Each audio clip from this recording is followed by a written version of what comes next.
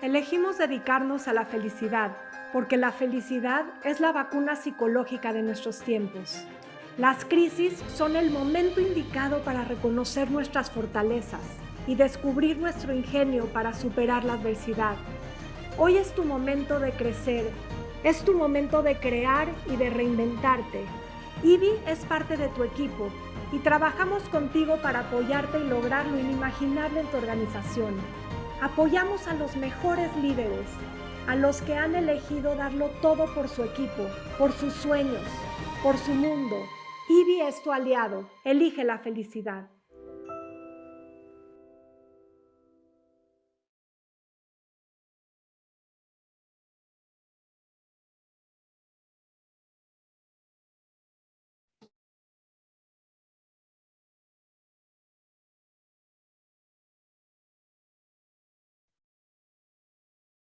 Hola, ¿qué tal? Buenas tardes. Me da muchísimo gusto saludarlos y darles a todos la más cordial bienvenida. Hoy es una noche especialmente importante para mí y para toda nuestra comunidad, pues tenemos con nosotros al doctor Ben-Shahar. Antes de comenzar y poder presentarlo, quiero comentarles que tenemos, gracias a Iván Bueno, el servicio de interpretación. Entonces, si ustedes no han todavía utilizado estos servicios antes, pueden buscar un mundo que está en la parte inferior del Zoom, y pueden elegir si quieren escuchar esto en español o en inglés. Ahí eligen el canal. Y también Iván va a ser quien va a traducir sus preguntas o sus comentarios para que tal también tenga acceso a escucharlos. La sesión de hoy, fuera de la introducción, es una sesión abierta donde queremos que ustedes experimenten la magia de lo que sucede en los webinars del Certificado en Estudios de la Felicidad, donde abrimos una comunicación directa para que ustedes puedan guiar el proceso a través de sus preguntas, de sus reflexiones, y ahora sí poner a Tal al centro de esta pues gran fogata de conocimiento y de aprendizaje. Mi nombre es Arlen Solodkin, soy directora del Instituto de Bienestar Integral desde hace 25 años, que me dediqué y me enfoqué al estudio de la psicología positiva con el fin de promover el bienestar en todos los niveles. Y hace 8 años tuve la gran oportunidad de ser alumna de Tal, y desde entonces comenzamos una colaboración que le ha abierto la puerta al mundo de habla hispana para que puedan tener acceso a sus enseñanzas. Hoy en día me da mucho gusto participar como profesora también en el Certificado de Estudios de la Felicidad y ser cómplice de esta revolución de la felicidad que Tal ha iniciado. Así que es un placer. Me permito presentar a Tal para ustedes. Él es líder en el campo de estudio de la felicidad, profesor del curso más popular en la historia de la Universidad de Harvard. Ha sido autor de numerosos bestsellers que se han traducido en más de 25 idiomas. Tal Ben-Shahar es cofundador de Happiness Studies Academy, creador y profesor del Certificado en Estudios de la Felicidad y el programa de Happier School Programs, un programa enfocado a las escuelas, ayudar a las nuevas generaciones. Además, es fundador de Happiness Studies Academy, de Potential Life y Happier TV.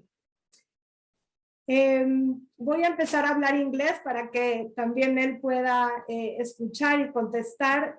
Tal, it's a big honor for me to have you here. I feel so grateful to have met you and to be able to learn from you. And well, today, as I was preparing for tonight, I was trying to remember, all that I have learned from you.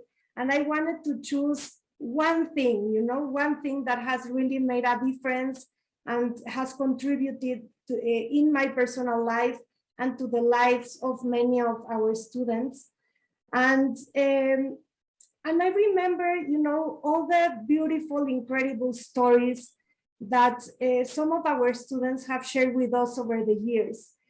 stories where some of them have really defied the odds and have been able to not only face but overcome immense challenges in their lives. And also lots of stories about how they have really been able to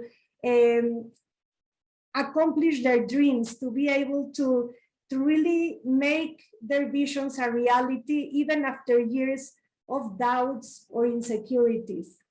So I want to start here. You know, what is your view about human potential, and why are these stories so common among your students?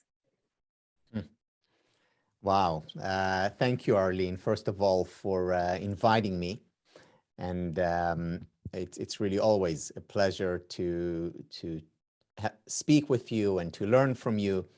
And I'm really looking forward to this conversation. And thank you for this question, because it always brings a smile to my face. And it always, as you know, as a teacher, it always highlights for us the reason why we teach.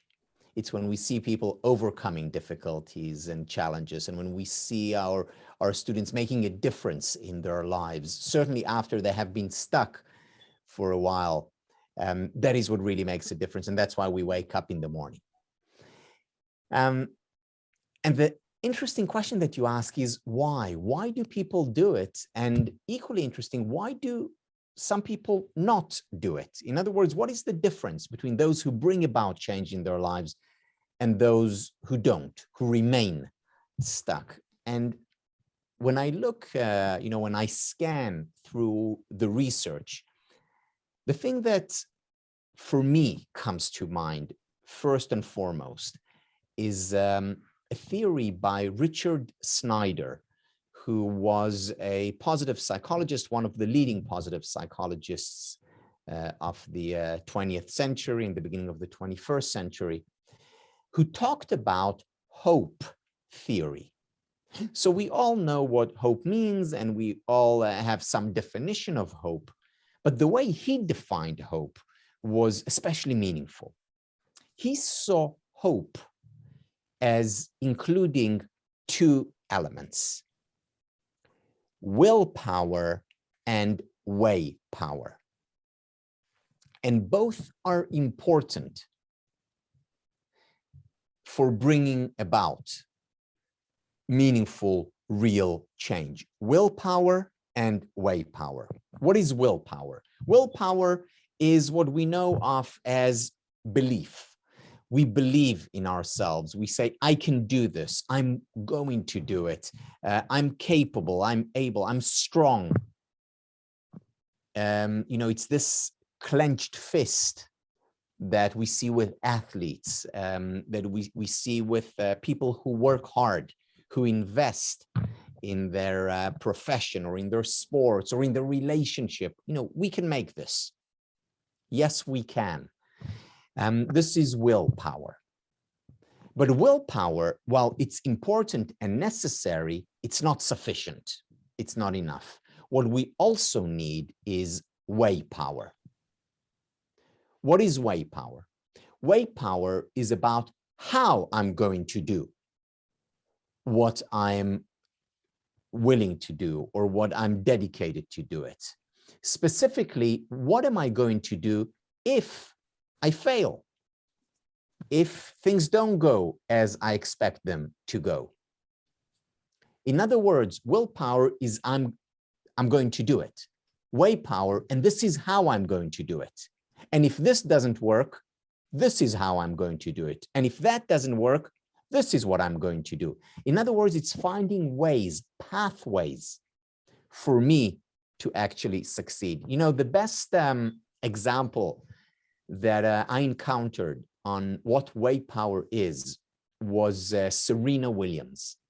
So Serena Williams, arguably the greatest tennis player, if not greatest athlete of all time. And she played, I think it was Wimbledon, maybe 5-7 years ago. And she just won a game where she came back from the brink of defeat. So she was one set down and down in the second set, and somehow she managed to win the second set and then win the match. And after the game, the interviewer said to her, you know, Serena, how did you do this? And it's not the first time or second time that she did it. She does it often. How do you do it? He asked her. And she said the following. She said, whenever I go on court, I always have a plan A.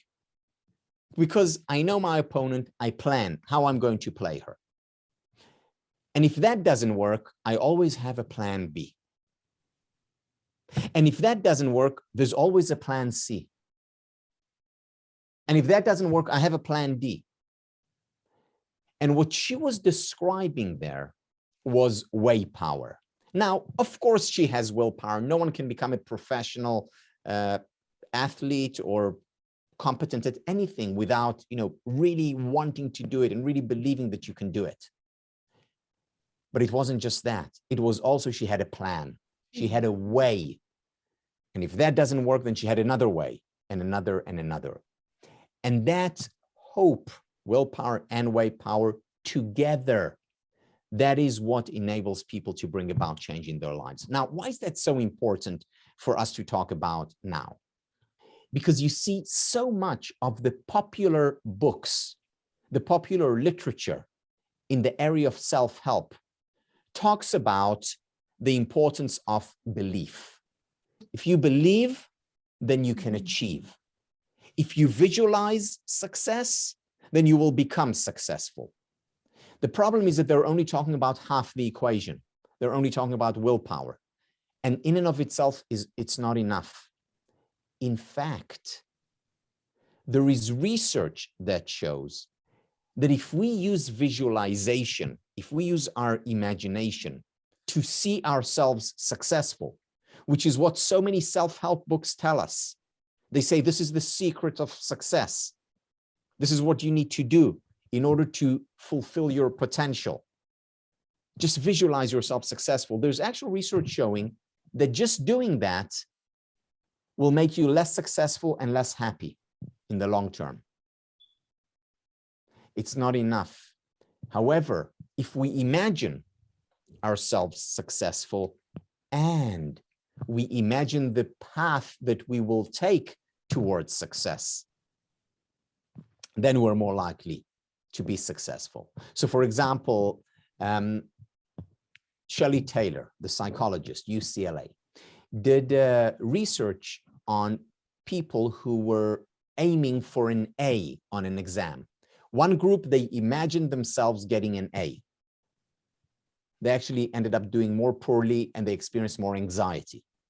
The second group imagined themselves getting an A and imagined themselves on the path towards that A. In other words, imagined themselves sitting in the library, working, preparing with their classmates perhaps, or whatever it would take to get that A. And those who imagined the way and the outcome, the journey and the destination, they ended up being more successful. So when you ask me, Arlen, you know, what is it about those individuals, those students who were able to fulfill their potential, overcome sometimes really tough challenges?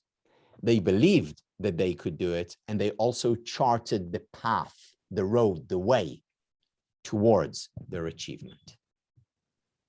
Thank you, Tal. And it's funny because you immediately, when I ask you about what is in your teachings, you immediately highlight the strengths of your students.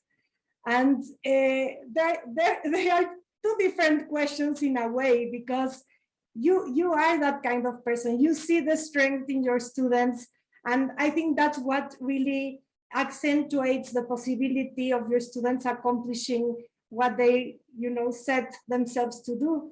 But I think that there is something about your belief, if I may take the chance, on self-efficacy and the possibility that every single person has the opportunity to choose which path to take and to take action, and that no matter how difficult the circumstances, you can really thrive. Of course, for some people, this is much more difficult than for others, depending on the circumstances that we live. But I think you have a lot of faith in people, Tal, and that's what I wanted also to highlight, because it's the hope that you see in others, but also the faith that you yourself possesses. Oh, thank you, Arlen. So thank you so much. So I think this opens up a nice conversation, and we have a lot of people here. So I would love to invite all of you who are here with us to think about some questions you might have, and please, you can raise your hand and ask for the microphone. You can habilitate your microphone, or somebody will help you do so.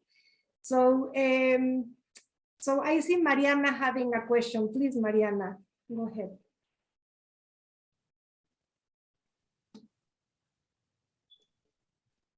Hola, ¿qué tal? Buenas tardes. Hi, Tal.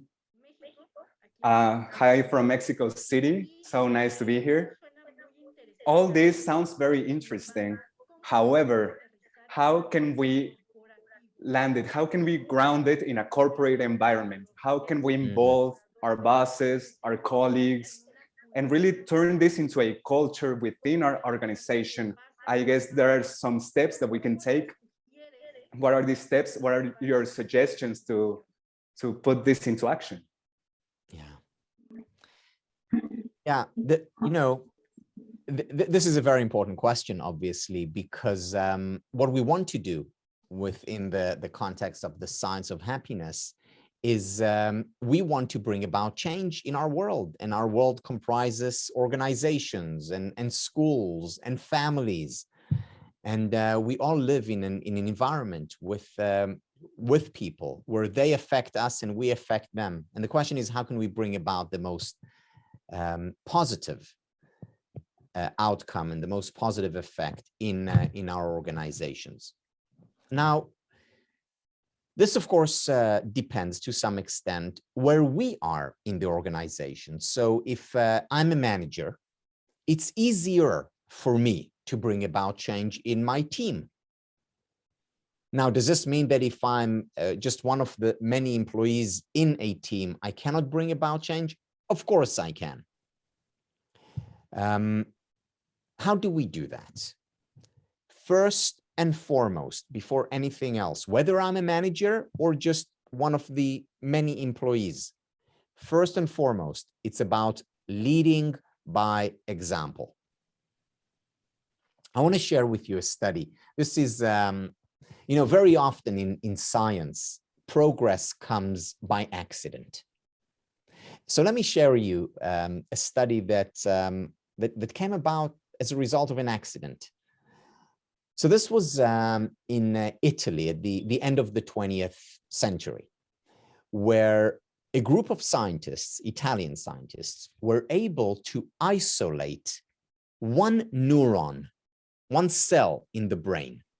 And that cell particularly was associated with getting one hand up to the face.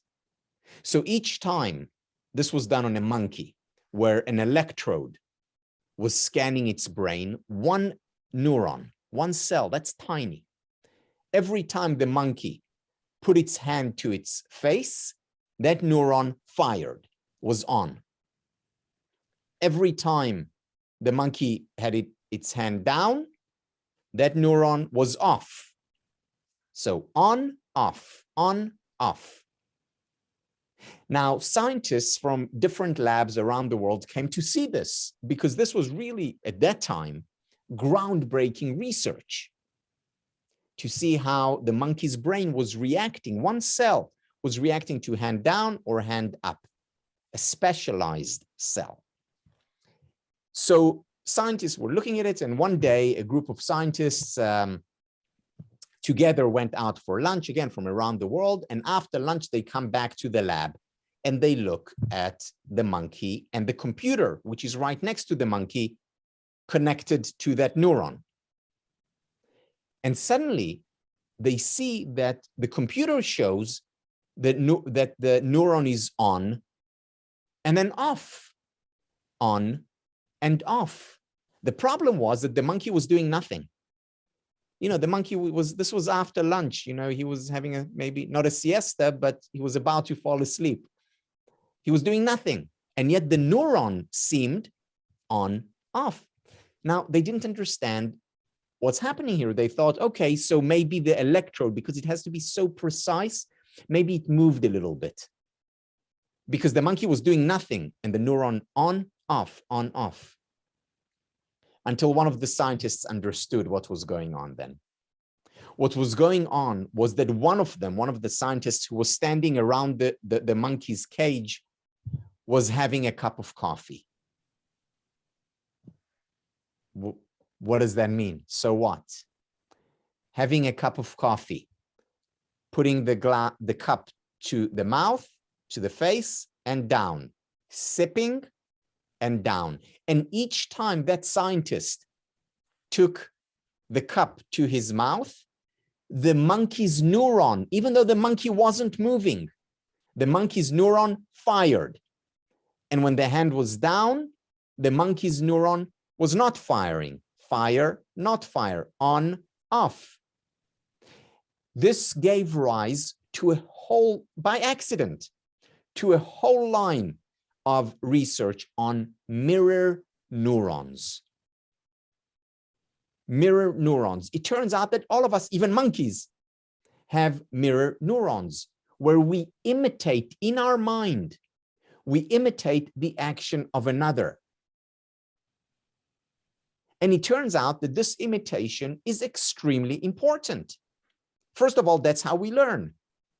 You know, that's how a baby learns to speak, by imitating the adults. That's how we learn also how to act and behave. Morality, the foundation of morality, is learning to imitate. Leadership is very much about imitation.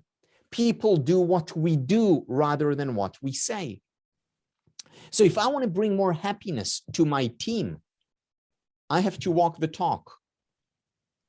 For example, I have to be a good listener, because listening contributes a great deal to happiness of others and, by the way, of the person who's doing the listening. I have to create a safe environment where I experiment, where I make mistakes and I admit my mistakes openly, because then others are likely to do the same. The more I can lead by example in terms of my behavior, in terms of my attitudes, the more likely I am to create this environment around me. Thank you, Tal. Nancy, adelante.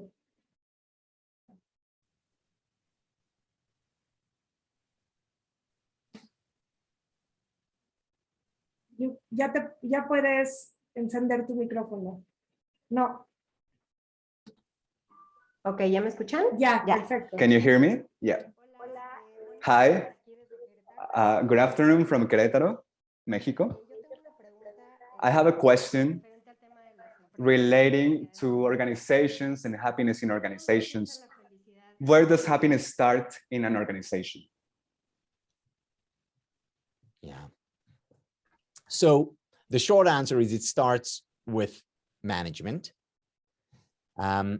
The bit longer answer, it can start anywhere, because an organization is a system and everything affects everything else. But let me talk about a few specific things where you can bring happiness. And let me share a story with you. I know that some of you know the story, but it's one of my favorites because it shows just how small changes can make a big difference in an organization. So a friend of mine was invited to a company, an investment, to a trading company in New York. And he was invited because he's a world leading expert on stress, and they were stressed, and employees were getting sick, and employees were leaving the workplace and struggling with stress. So they brought him in, and he gave a lecture on stress. And what he said to them is that you need recovery. You know, just like when you go to the gym and you're stressing your muscles, you need recovery for your muscles if they are to grow and be healthy. In the same way, you need recovery time in the workplace. And then he said to them, and what you need is every 2 hours to take a 15-minute break. And they said to him, we don't have 15 minutes because we are trading. We have to be on that screen, you know, buy, sell all day. He said, how about 5 minutes every 2 hours? They said, no. He said, how about 30 seconds? And they said, yes, 30 seconds we'll give you. Tell us, what do we do? And he said the following. He said, what I'd like you to do is every 2 hours to take a 30 seconds break. During those 30 seconds, take 3 deep breaths. In other words, 5 to 6 seconds in, all the way down to the belly, if you can, through your nose, and then 5 to 6 seconds out. In and out, 3 deep breaths every 2 hours. And they said, we'll do it. And then he said to them, but I don't want you to just do it today and tomorrow. I want you to do it day in and day out consistently, if it is to bring about real change. And they created reminders around their office. For example, on their screensaver, where it says breathe, or their smartphone, every two hours, it reminded them to take 3 deep breaths. Or they wore a bracelet that reminded them to breathe deeply, regularly. And they did it. And after 1 month, the organization was in a whole different place in terms of emotional well-being, in terms of their performance as well.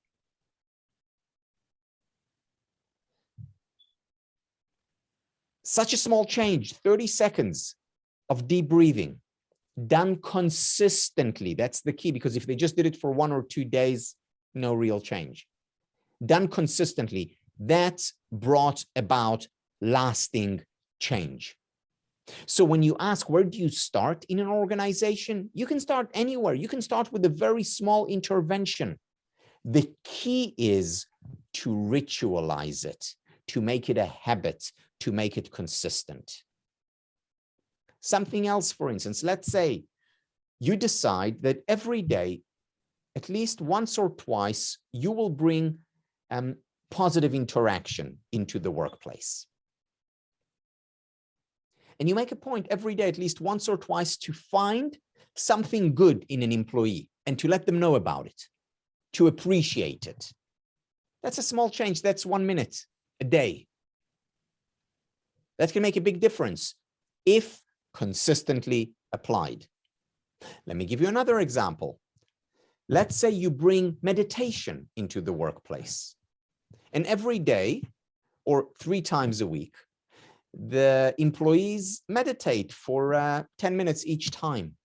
That can make a very big difference. And there's a lot of research on showing what a big difference it can make.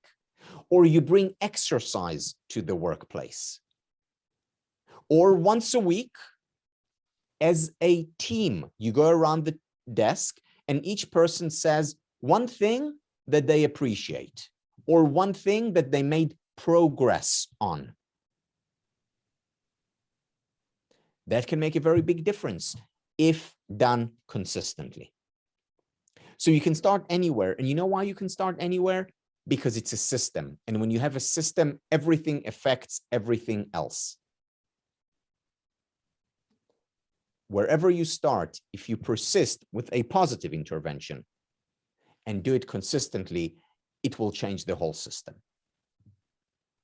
I think what you're saying is so important, because many organizations have the fear that in order to start building a culture of happiness or well-being in their company, they have to really turn the company upside down. Mm. And it seems impossible, but in reality, it can be through well thought, very, tiny interventions that you can hold on for a long time. So I think that's very important. And Arlen, and I think it's important that what you said now, because it's not just organizations, it's also individuals. Yeah. So often we say, oh, it's such hard work. There's so much I need to change in my life to become happier. I'm just not going to bother. And sometimes it's your subconscious saying it. However, if you realize that small changes can and do make a big difference, it lowers the bar and we're more likely to start. The Japanese call it Kaizen change. Very small incremental changes consistently applied make a big difference over time. Yeah, that's such an important reminder. Thank you, Tal. Daniel, please. You can, okay. Hola, buenas noches, mucho gusto. Hi, good evening. So nice to meet you here from Argentina. I want to ask you, Tal, what do you think about these studies, worldwide studies, where they define which countries are happier and which countries are less happy? Yeah. Let me tell you what I think in general about questionnaires, about surveys. I think they're good. I think they're important, mainly in order to raise levels of awareness. Because, if you look at some studies, you find that the happiest countries in the world are the Scandinavian countries, whether it's Finland or Denmark, they're the happiest countries in the world. Other studies, you find the Latin American countries the happiest in the world. In one research that looks at happiness levels, Singapore is extremely high. In another study, Singapore is one of the least happy countries in the world. So it really depends how you operationalize this variable, how you measure it. What do you measure? What do you ask? Who do you ask? Having said that, these studies are important. Why? Because they raise our levels of awareness. So if you look at a particular study and you look at the questions and you say, okay, so what is this looking at?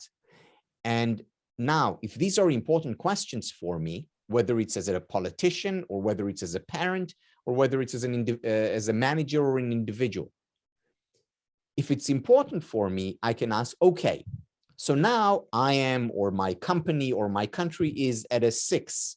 How can I get it to a 7? What can I do? And that's an important question to ask. Why am I only a 3? How can I get it to a 4?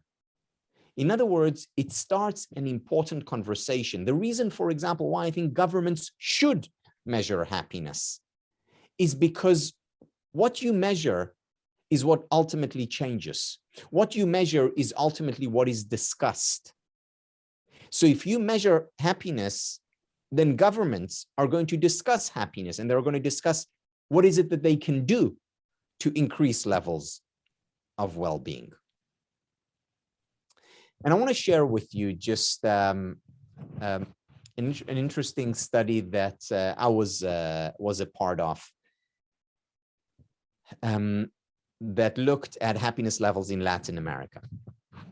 So 4 years ago, I think it was 2018, I was working with Sura, the Colombian Latin American company. And I gave a few talks in different locations around Latin America, including in Mexico, in Chile, and Colombia.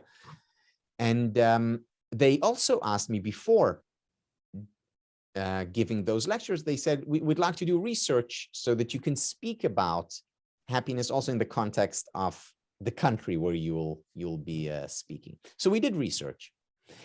And we found one thing which we knew before, that Latin America is the happiest region in the world, but we knew we'd find that. But we found something else that we didn't know about before that surprised us. We broke up the population into 3 age groups. The first age group was 18 to 34, 18-year-olds to 34-year-olds.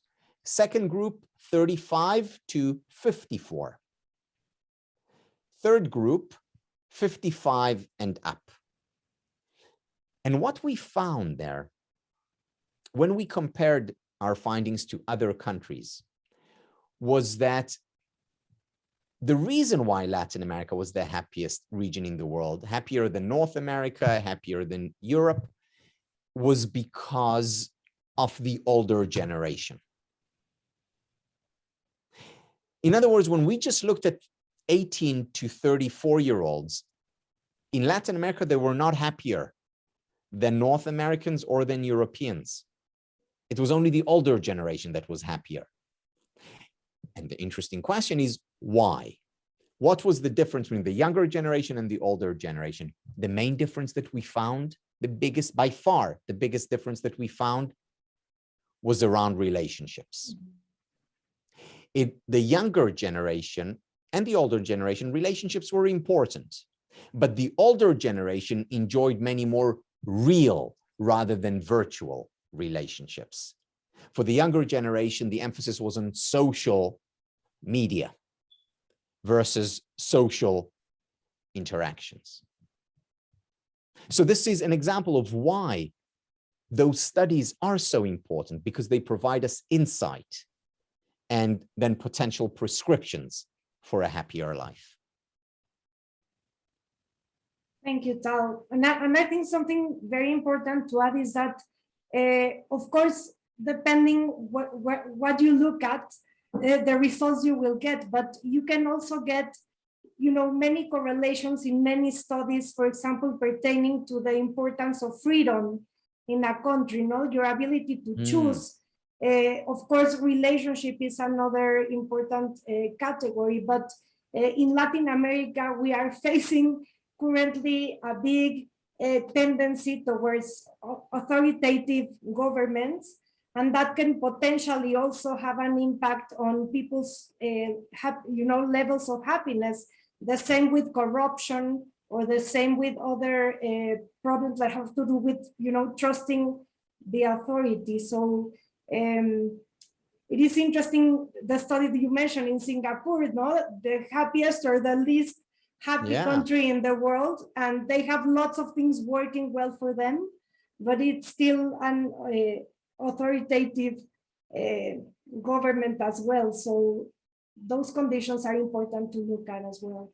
That's right. Looking at individual conditions as well as national ones, looking at micro happiness and macro happiness.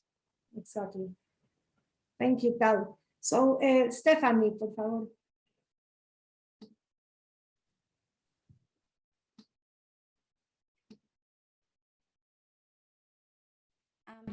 Sí, me escucha. Sí. Can you hear me? Yes. Thank you. Tal, I want to ask you, are there any activities in organizations or in the workplace that are very repetitive?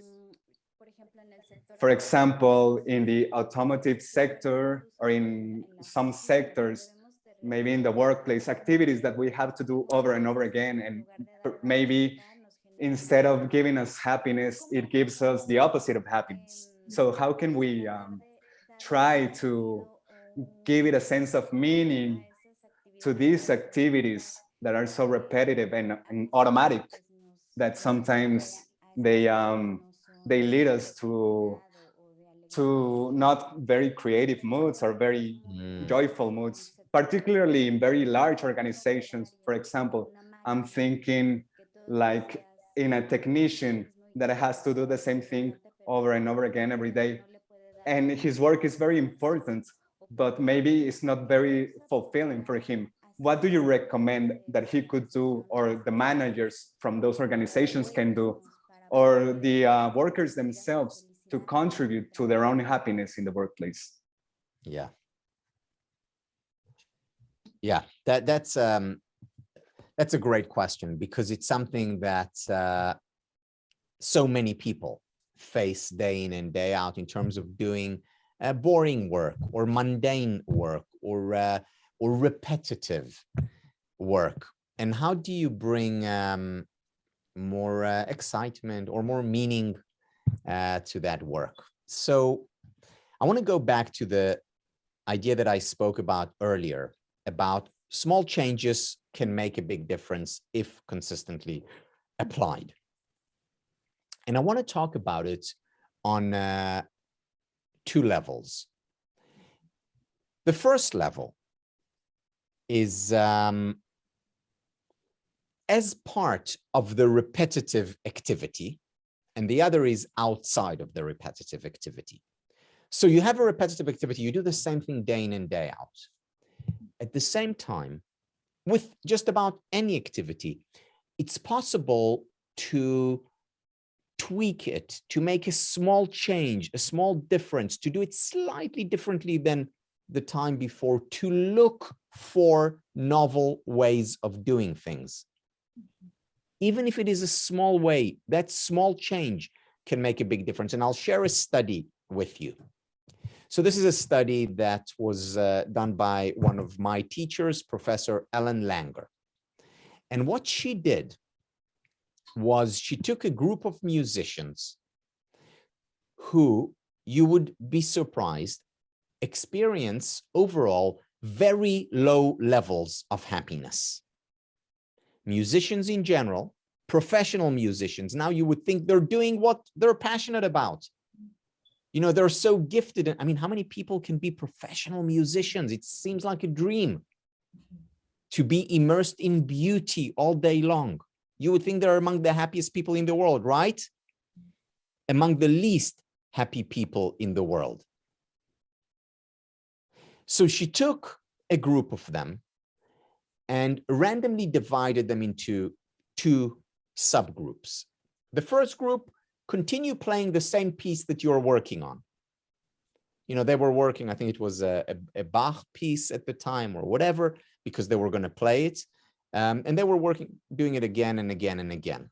Continue business as usual. And she recorded their playing that piece. Second group was doing the exact same thing, playing the same piece of music. But she said to them before, try and look for something different in the piece, a novelty that you didn't maybe recognize or notice before.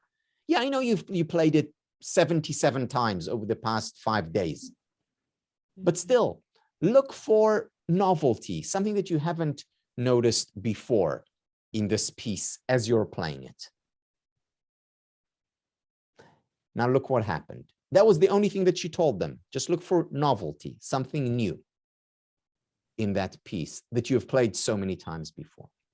As a result of that, group number 2 enjoyed playing the piece significantly more than group number 1, and professional musicians who listened to the 2 pieces evaluated the second group as significantly better. Now, I must say, I was a research assistant then, and I helped with this study. I couldn't tell the difference between the 2 pieces. They were beautiful, both of them.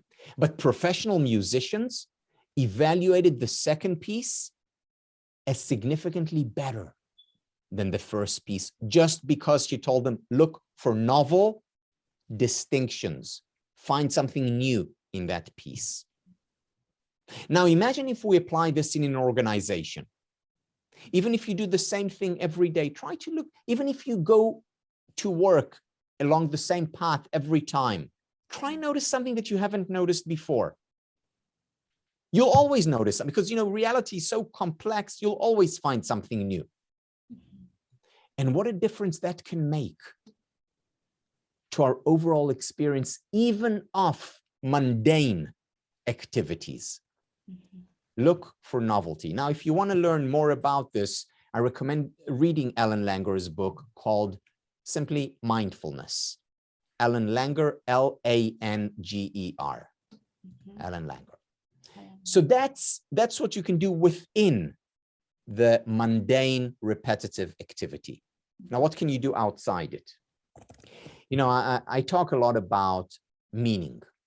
I talk a lot about the importance of finding a sense of purpose. And what I'm often told when I talk about this idea is, okay, but you're just talking about ideas for the privileged. You're just talking about ideas for the select few who can afford to find purpose in their work. Because what about, for example, a single mom raises her children by herself, has to work in 3 jobs just to make ends meet, just to bring enough food to the table. I see. You're going to talk to her about finding meaning and purpose? It's a luxury, it's a privilege that she doesn't have. That's not the case. Even that single mom can bring more meaning to her life, even if she finds 1 or 2 hours during the week where she does something that is meaningful, that is interesting, that is exciting, that is not mundane and repetitive and boring. Even the 2 hours a week, that can have an effect. It does have an effect on much more than the 2 hours, because it's something she looks forward to before, whether it's, you know, playing with, you know, going out with friends or doing something that is meaningful to her at work. She looks forward to it. And after she does it, it also fills her up. It has an impact on her experience and being after the event. So even 1 or 2 hours out of a whole week can make a difference. Yeah, ideally, we want to do something interesting, exciting, meaningful, you know, 10 hours a day, 14 hours a day. But, you know, the world is not always ideal. But that doesn't mean it's all or nothing. Even small changes can make a big difference if consistently applied. Sí, gracias. Thank you, Tal. Thank you so much. I think we have time for one more question, and then you know, I would like to show them a little bit of the work that you've been doing for the past few years. So I see 2 questions. Let's see first Pepe, and maybe we can get to the other question before we end tonight. So Pepe, please, puedes encender tu micrófono, por favor. Ay, no, otra vez, por favor. Okay, thank you, Arlen. It's a very, very short question. Now that you were talking about measuring happiness, sometimes we find different measurements. And I always wonder what the difference is between happiness, well-being, and quality of life. If you can tell us a little bit about it. Yeah, good. Thank you, Pepe, for this. You know, so many of the concepts that we use and put to good use, what matters most when it comes to them is how we define it. The way I define it, and I always say to my students, the way I define it is not necessarily the right way. It's certainly not the only way. You need to define it in a way that works for you. And then you need to share your definition. And here is the important thing. Because definitions matter a lot. The fact that we have a definition matters. What our definition is, that doesn't matter as much. For me, not necessarily for you. Happiness is the umbrella concept. And within happiness, you have well-being. And you have different forms of well-being. You have a spiritual well-being that forms part of happiness. That's about a sense of meaning and purpose that we talked about.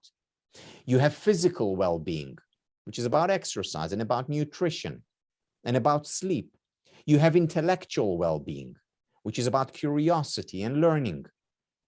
You have relational well-being, which is about relationships, which is about kindness and generosity, a very important element in happiness. And you have emotional well-being, of course, which is about dealing with painful emotions, which is about gratitude and love and joy. So well-being is part of, as I see it, is part of happiness. There are many people who see happiness as simply pleasure. Oh, I was so happy lying on the beach. It essentially means I experienced pleasure. Or, oh, eating this ice cream makes me so happy. It really is the same as pleasure. Does that mean that their definition is wrong? No, it's not. But it's important to understand. Because when people, for example, say to me, you know, you say that happiness is the most important, the highest goal in life. So you're saying that eating ice cream is more important than being a good person? Of course, I'm not saying that. I'm saying that happiness is the highest end, because part of happiness for me is leading a meaningful, purposeful, virtuous life. But that's just my definition. Doesn't mean that it has to be yours. But whatever your definition is, you need to define your terms. The same with quality of life. For some researchers, quality of life is the umbrella concept. For me, it's just part of happiness, just like well-being is part of happiness. And the important thing is for you to ask, what does it mean for me? What's the good life for me? What definition works for me? And then to work with that.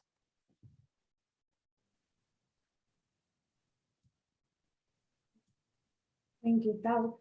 So let's hear Fernie, and that's the last question. I don't have the heart to say no, so I'm sorry about that. Adelante, Fernie. Ya puedes desactivar activar tu micrófono. Buenas noches. Thank you. Hi, good evening. Thank you, Tal, for this moment. I think it's really important to learn about happiness. And I want to know, sometimes I think that people trying to pursue happiness and they feel kind of bad in their lives. But as always, everyone tells us that we should be happy every time. And sometimes they are suffering because they think that they are not happy as they're supposed to be. And I was thinking about during your last answer about the definitions, and I really appreciate that, because I think that when we have the meanings really clear, maybe we could follow what we think and not get lost in our thoughts or whatever we should be thinking. But I think that how can we help people to understand that the happiness is a way, or is something that we should think or we should feel good, and not as other people told us that how we supposed to feel or be happy how others told us. You know, thank you for this question, Fernie, and I think it's a perfect final question, because it really goes to the essence of what is perhaps the greatest barrier to a happy life. And that is the expectation that we can and should be happy all the time, which essentially means for people, you should experience a constant high.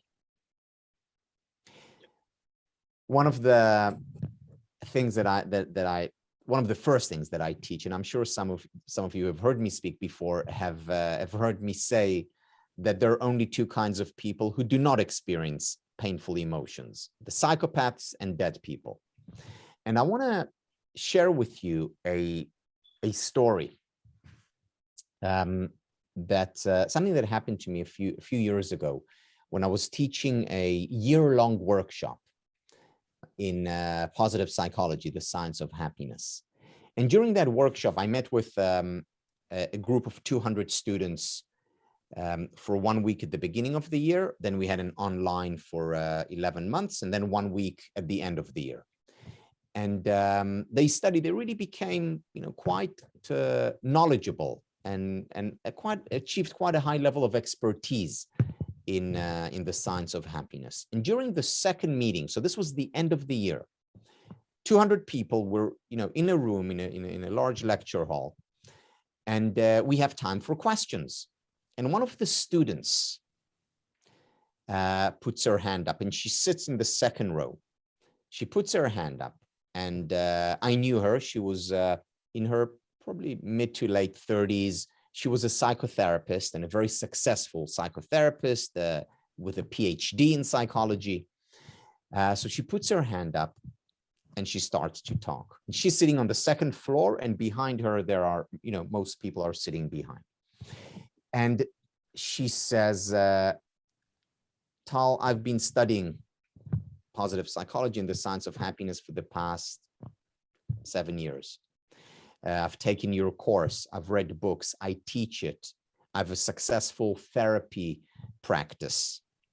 But sometimes when I speak to my clients, I feel like I'm a fraud.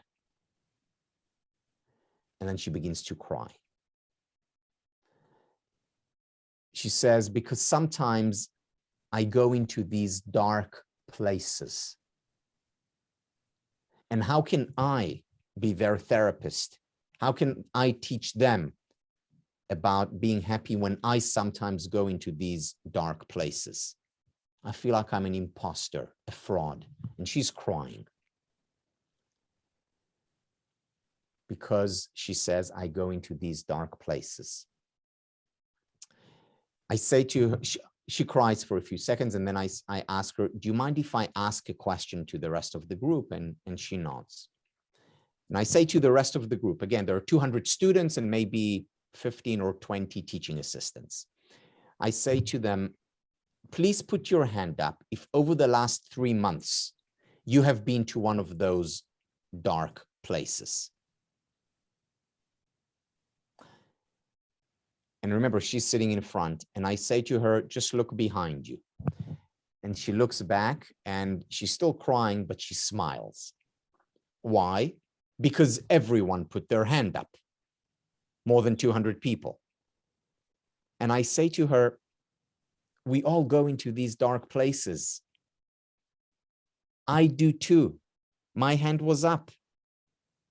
And then I look at her and I see something in her eyes. I notice something, and I say to her, you don't believe me, do you? You don't believe me that I go into these dark places as well.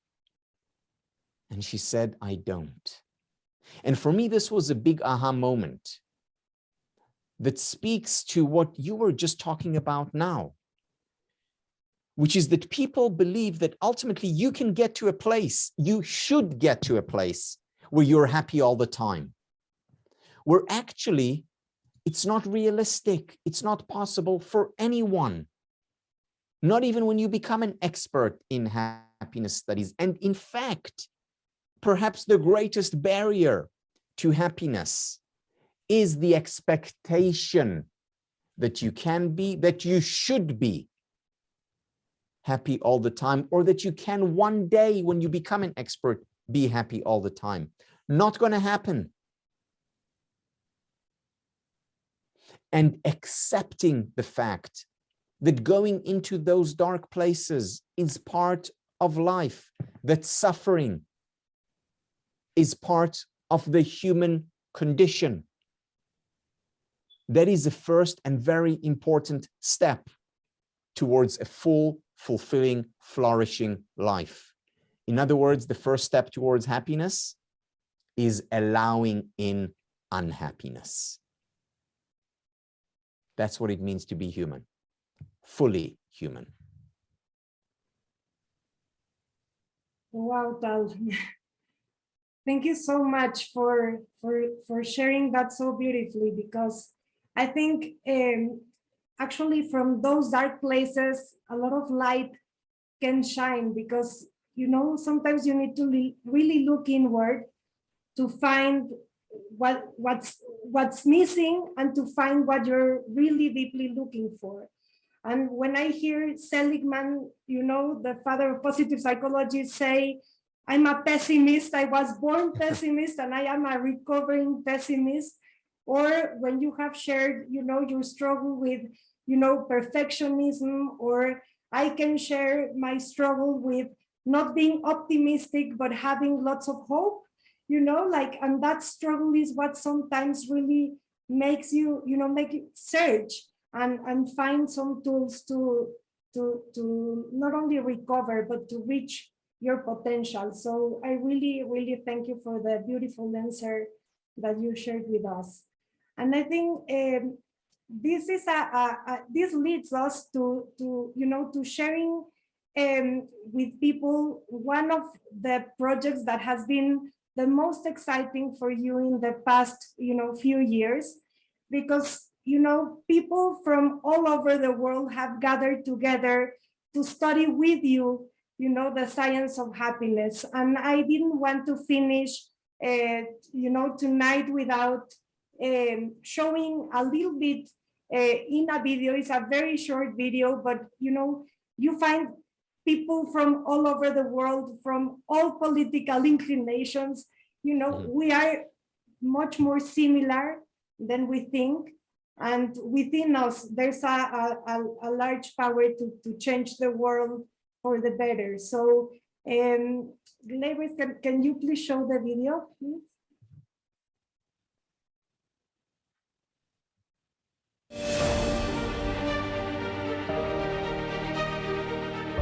The Certificate in Happiness Studies brings together people from over 70 countries.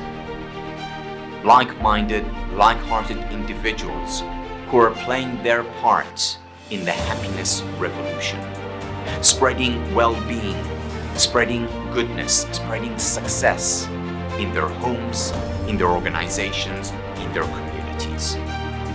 Join us, be part of the happiness revolution. Make a difference in your life and in the life of others.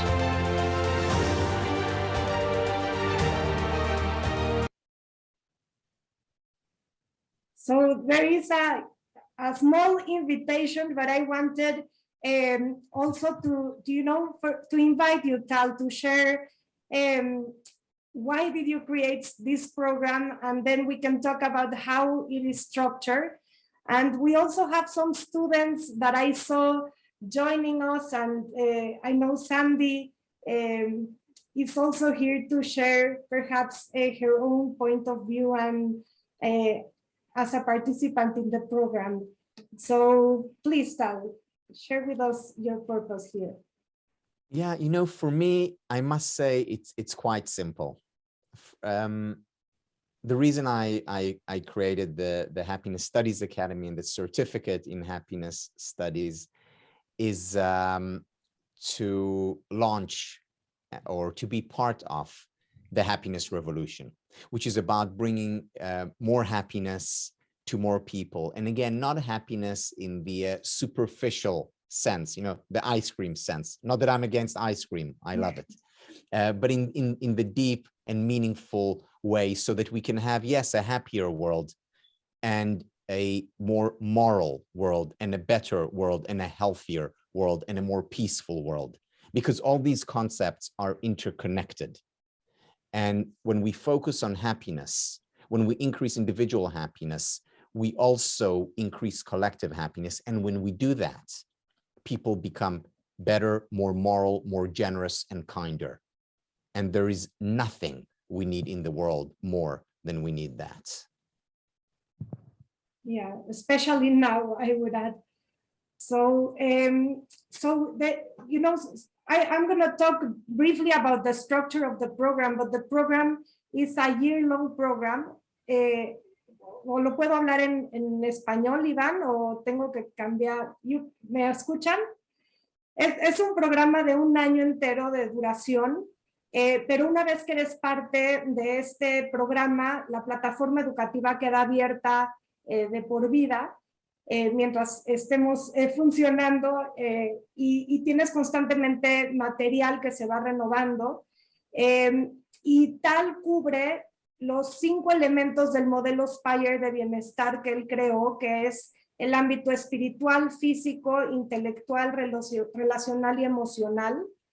Y la certificación en sí incluye muchas lecciones pregrabadas con tal, pero también incluye un webinar a la semana en vivo, como el que acaban ustedes de experimentar, donde pueden hacerle preguntas tanto de su trabajo, de su vida profesional, de la aplicación de estas herramientas, pero también se ha hecho una comunidad donde puedes acercarte con confianza y preguntar ciertas prácticas o compartir dónde te encuentras tú como persona en este momento, qué retos estás enfrentando, y encuentras tanto en tal, yo tengo el gusto también de dirigir los webinars en español, y en toda la comunidad, de verdad, gente que tiene las ganas de ayudar, de servir y de ayudar a que podamos crecer entre todos, ¿no? Entonces es una experiencia muy, muy bonita, y la próxima generación empieza el 1 de junio. Así que acérquense, pregunten, por favor. Tenemos un descuento especial para las personas que participaron en el webinar, que estará vigente hasta el domingo.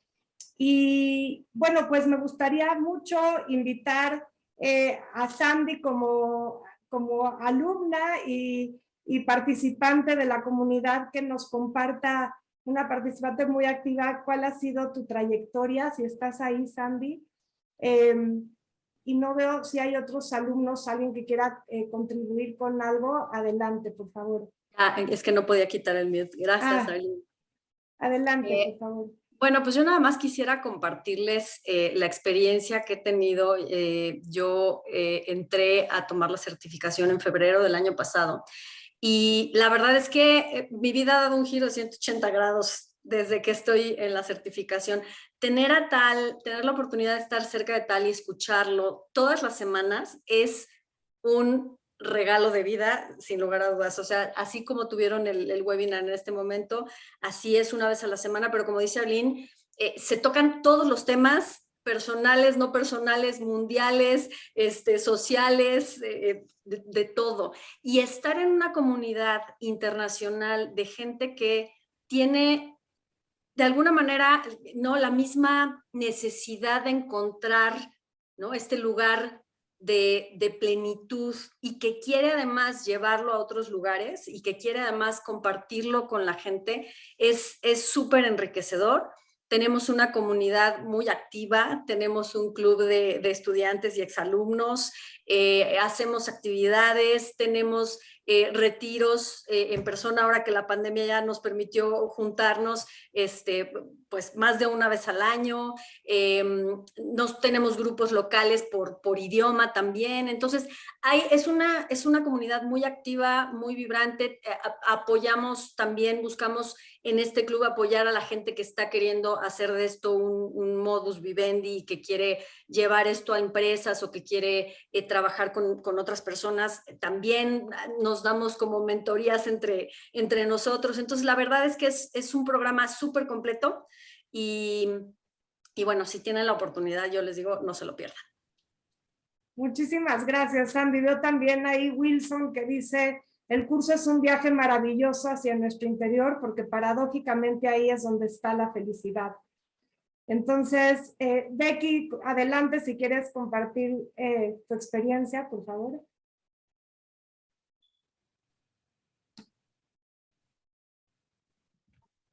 Ok, muchas gracias. No podía unmute el micrófono. Pues sí, hoy en la mañana estuve en su plática de la semana. Me perdí el tuyo porque pues mis tiempos no daban, pero es un viaje interno, es un viaje internacional, porque pues escuchamos de todos los idiomas, de todos los países que participan, a las personas que están con ese deseo de ser más para dar más. Y esto es un incentivo impresionante. Como Sandy, también inicié en febrero, todavía no lo completo porque se cruzaron milagros en mi vida. Parte de Arlen lo conoce porque participó con nosotras en ciertas ocasiones. Y estoy en un espacio ahorita de trabajar contra la violencia. y justo la próxima semana quiero preguntarle a Tal cómo me va a dirigir en este aspecto, pero nunca me veía yo en este espacio internacionalmente para poder apoyar a las personas, competir en nombre de México en un proyecto contra la violencia.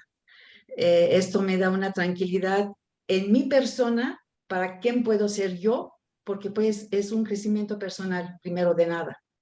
Antes que nada estoy siendo yo alguien diferente para poder dar a mi entorno, a mi familia, a mi comunidad, a mi México. Yo soy turca de nacimiento, pero también a ver si puedo alcanzar hasta allá.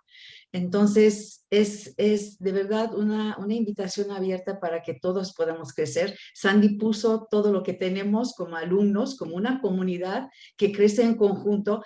Tal es un ser maravilloso. La sonrisa que vieron hoy es siempre. La sinceridad es siempre, la entrega es siempre. Ya ni hablar de Arlen, porque de verdad ella es otro tal, en femenino, entregados al bienestar mundial. Así que no se lo pierdan si pueden.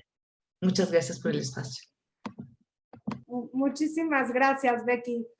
Pues no sé si tiene alguien alguna otra pregunta.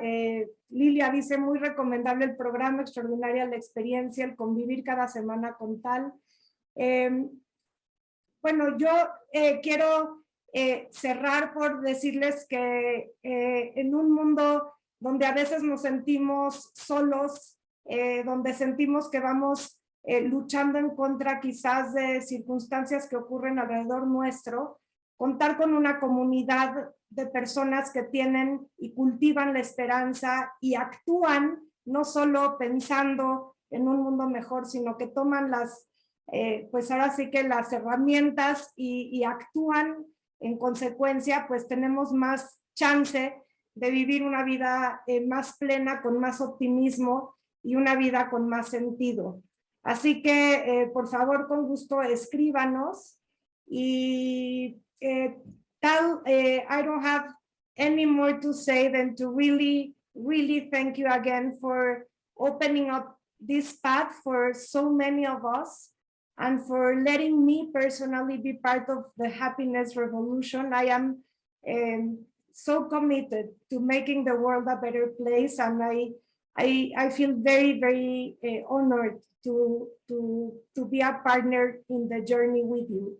So thanks for being here, and gracias a todos, de verdad, gracias Iván por tu traducción, gracias Leivers por tu apoyo, gracias Sandy, Becky, todos los que nos acompañaron a compartir sus testimonios, y gracias a todos los demás por su curiosidad, sus ganas de aprender y por encontrar cómo abrir las puertas a una vida mejor. Buenas noches, que descansen y muchísimas gracias. Que estén muy bien. Bye. Thank you all. Thank you, Arlene. Thank you, Tom.